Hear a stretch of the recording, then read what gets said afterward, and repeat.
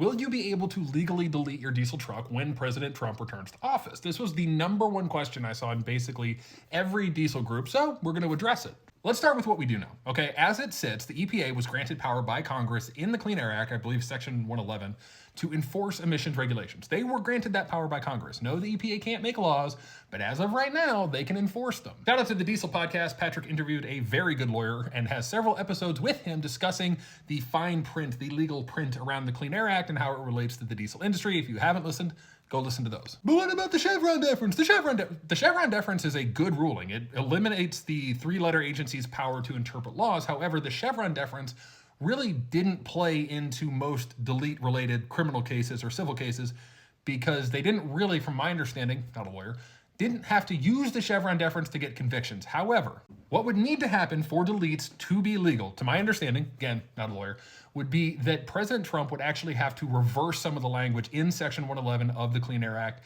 and eliminate or reduce the EPA's power to be the bodyguards of emissions enforcement, to be the decision makers in some way or another. He would need to remove that power, change that writing in order for race parts to be legal on street vehicles.